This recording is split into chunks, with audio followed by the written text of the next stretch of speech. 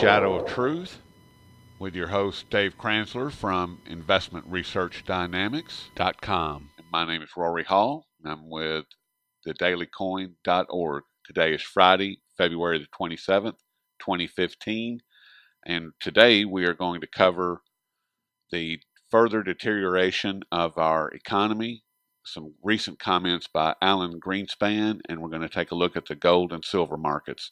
How's it going today, Dave? Not too bad. Getting abused by the weather here in Denver, but other than that, it's a happy Friday. It is a happy Friday. Well, tell us about this ongoing deterioration. Well, every day this week, most of the economic news that was released showed continuing weakness in the economy, and almost all of the reports came in well below what the Wall Street Brain Trust was looking for on a consensus basis. So, for instance, existing home sales on Monday, it basically dropped 5% from December to January, and that was on what they call a so-called seasonally adjusted basis. If you look at the unadjusted numbers for just the month of January versus December, which the NAR actually surprisingly reports, it showed a 32% drop from month to month. Now, there's definitely a seasonal factor in there for why, home sales always drop from December to January. However, in 2013, the drop was only 22%. And in last year, in 2014, the drop was only 26%. This was a 32% drop. And all four regions that the Fed measures, or not the Fed, the National Association of Realtors, where they get their data samples from, all four regions were down. And they can't blame it on the weather because California was down the most, or really the West. So you can't blame it on the weather. Which they like to do. Yeah, not only he didn't really say anything about the weather. He, being the National Association of Realtors chief economist, he tried to blame it on low inventory. Well, guess what? As it turns out, December and January are always the lowest inventory periods of the year, and in 2014 of January, the inventory was basically the same as it was this year, measured in terms of months supply. And the inventory was even lower in January of 2013, which is when the December to January drop was only 22%. So he's full of horse hooey when he says it's due to low inventory. It's not due to low inventory. It's due to the fact that the first-time buyer is disappearing from the equation. And I'll have details about that in the article I'm preparing. It's due to the fact that the middle class in general has deteriorating levels of real monthly income. And the investment buyers are starting to fade in a big way. I mean, what they call the housing recovery, quote unquote, was really just investment buyers jumping in over the last few years, most of them, the institutional ones anyway, using basically free money. Government was giving most of these big funds that have been buying up blocks of distressed homes all over the place, especially in California and Florida and places like that. No one knows about this. I know about it because I looked it up. But they were able to get, if they bought homes from Fannie and Freddie, the government gave them 0% financing to buy those homes. So, and that's what fueled this quote unquote small bounce in sales that we've had in housing over the last 3 years. We're not even close to the level of sales that we had during the housing bubble years. Do you ever look at the years between like 2002 and 2005? Have you done a comparison for that 3 year? I'll have a graph in the article I'm preparing that shows that. So okay. that was when the housing bubble was really inflating. So it looks like we're headed back to a level of sales on an annual basis that was more akin to the 1990s, and I think we'll even go lower than that. Wow. Now, this is what was interesting. Everyone knows Case-Shiller puts out their famous or infamous housing price report every month, and there's a lot of issues with it, which I've highlighted before and discussed. And even Robert Shiller admits that it's not the best measure of housing prices. But a guy named David Blitzer, who's the managing director and chairman of the index committee at the S&P Dow Jones Indices, and that's the organization that now owns the Case-Shiller Index. This is what he said about the January existing home sales report. The housing recovery is faltering. While prices and sales of existing homes are close to normal, construction and new home sales remain weak. So for someone like that to admit that the housing recovery is quote unquote faltering, that means it's really bad. But every day reports came out that showed that were way worse than what were expected. And interestingly, Alan Greenspan was on CNBC yesterday, and I'm actually kind of shocked he said this, but he said, quote unquote, the way I measure it, it's probably tantamount to what we saw in the latter stages of the Great Depression. And he was talking about effective consumer demand. And he wasn't talking about just, the global economy. He's also specifically referring to this country. And I thought that was really interesting. And he's starting to lay out a lot of truth serum onto the marketplace. And I haven't decided if it's momentary lapses of senility when he sort of reverts back to the way he was when he wrote Golden Economic Freedom, or if he's out there trying to save his legacy by coming out and saying, because I always thought that when this country eventually hits the wall and collapses, that a lot of people would look back and blame it on Alan Greenspan. And I wasn't even sure he would live this long. I think what he's doing right now is trying to save his legacy by coming out and talking about how gold is the only true real money, and really reporting the truth about what's really going on in the economy. I mean, he's the only guy out there saying that. You won't get that out of Bernanke. In fact, Bernanke's disappeared. Completely. He's disappeared from the face of the earth. You're not going to get it from Grandma Yellen.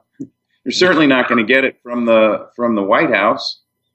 And you absolutely certainly will not get it from Wall Street. Well, do you think that Greenspan could possibly be a spokesperson for the collapse, like Rickards is? I mean, in the same way. I think Greenspan, if anything, I think he's out there trying to save his legacy, because I read an interesting historical accounting about Greenspan. But anyway, he was classmates with Henry Kissinger. And in fact, it was Henry Kissinger who saved Greenspan from economic ruin when he plucked him out of his failing econometric consulting practice, and put him into the Fed.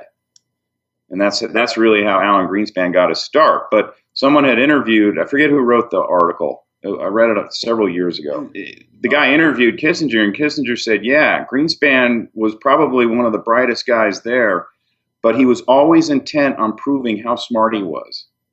And he said, his gang of people that he hung out with, Kissinger being one of them, would always kind of take advantage of that. Because he said he was just very, very insecure, and he always had to prove that he was the smartest in the class. And so that's why, flash forward to today, that's why I think he's out there working as diplomatically and as hard as he can to save his legacy, because he doesn't want to go down in ignominy, which is what I thought that would happen. I basically said, when the system collapses, people are going to look back and burn Greenspan's effigy. And then I said, I only hope he lives long enough to see the day. Well, guess what? He's out there covering his tracks up. He's a very bright guy. Yes. Contrary to Bernanke and Yellen and Volcker. Well, and along those lines, I want to, on the Federal Reserve, that is, I want to read just a couple of very short passages from my friend Max Slavo over at shtfplan.com. And on the 26th, yesterday, he penned an article, "The Federal Reserve has unleashed a virus of radical monetary policy, and there's no going back." And in this article, he is referring to Janet Yellen. And he says, now Chairwoman Janet Yellen has testified before Congress that the Federal Reserve is looking to increase interest rates on the pretext of low inflation. The rate increase represents an enormous price-fixing mechanism that will alter the course of investments for everyone. And then this is directly from um, the source that he was referring to, and its Federal Reserve Chair Janet Yellen said Wednesday that the central bank could raise interest rates before inflation picks up, as long as it foresees price increases accelerating and the job market continues to advance. And the housing markets that you were just talking about, I see deflation on the horizon. I may be wrong, probably am, but what do you make of that, Dave, as far as in light of Greenspan trying to save his legacy, in light of the housing market, which we know is tanking, the further deterioration of our economy? What are your thoughts? Pure kabuki theater. They're Okay. not raising interest rates. In fact, Yellen said they're not raising interest rates this year. They can't raise interest rates, and they know it. Now, as far as the job market goes, we all know that's BS. They know it's BS too. The economy is losing jobs on a net basis. It's not gaining jobs. The government, the Census Bureaus or Bureau of Labor Statistics non-farm payroll report, it's pure Orwellian fraud, and everyone knows it. They're not raising interest rates. They're posturing as if they might, because the minute they flinch, the dollar is going to crash. It won't crash, but it's going to sell off hard. The only reason the Fed is even whispering that it might raise rates, I mean, it's been whispering that now for almost a year. It hasn't raised rates. The only reason they're whispering it out there is so that the market has a little bit of edge to it in order to support the dollar. Okay. They know the minute they raise rates, the system's going to tank. Just belly up. 0% rates aren't going to help housing. It's not helping housing now. The country's in trouble, and they know it. And if anything, they just reported a negative CPI or PPI, whatever it was released earlier this week. Eventually, they're going to use that as an excuse to roll out QE4 in some form. And I don't know that it's going to be an outright, hey, this is QE4. They may find a creative way to start injecting more money into the system. I think they already have. It's just we're just not seeing it in the headlines. Think they're backdooring it to the banks? Well, I don't know if they're backdooring it, but it depends on how much you want to read into whether or not the financial statements released by the Fed every month, if they're fraudulent or not. But I mean, they never really even stopped QE3. They're still rolling principal and interest back into the market. It's a fair amount of money every month that's still being used to buy mortgages and treasuries. Well, so anyway, people don't need to worry about them raising interest rates. It's not going to happen. Okay. I mean, they really should raise interest rates, and they, start getting the proper economic policy and put into place, and maybe the system can be saved in time for everyone's children to enjoy life. But they're not raising rates, and the precious metals, they've been trying to smash the precious metals every day this week. And interestingly, every day they pop right back. So for instance, today, when I woke up this morning before the 6:30 economic farces were reported, silver was around 1653. They released the GDP revision, and they smashed silver into the low 1640s, and then shortly after that, it popped right back up to 1665. So it's bouncing around 1656 right now.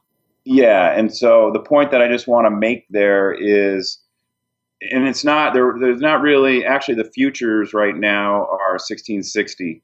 So the point is that really there wasn't any news triggers that caused the metals to bounce back. And when you see a market that sells off and then bounces back right away on no apparent news triggers, that's the sign that the next phase of this long-term gold and silver bull market are most likely getting started here. Which sounds good to me. It's about time. When I introduced us today, Dave, I introduced us as Shadow of Truth. Shadow of Truth is a new collaborative effort by Dave and myself. And next Friday will be the official release of our first show. And that first show is going to include the commentary, just like what we have been presenting to you all. But there's going to be a twist in that we're going to invite a guest on at the end of the show who is going to present commentary on the topics that we have been discussing. And our first show is going to be Dr. Paul Craig Roberts. Our second show will have Dave Hodges from the Common Sense Show. And then our third show will have Rob Kirby of Kirby Analytics. And I am pretty stoked about everything, and I hope that you all tune in and keep tuning in, and we'll make it even better and better as we go along. Wow, Rory, those sound like great guests you have lined up. Where can I listen to the show? At Shadow of Truth on YouTube. Just go to YouTube, search for Shadow of Truth, and please subscribe. And just for everyone to know, we're going to try and ask these guys new and fresh questions and new and fresh opinions rather than just go over the same old material that's been kind of beaten into the ground. Well, I mean, in that we're going to be topical for the moment because the show is going to be focused on the last 48 to 72 hours. The audience will get a great perspective from some really top-notch people from around the world because the topics will all be from the last 48 to 72 hours. So there shouldn't be any rehashing of old material. Sounds great. I can't wait. Well, Dave, is there anything else that we need to bring to the table? Nothing I can think of. Have a great weekend, everyone. Thank you so much, and we will talk with you soon.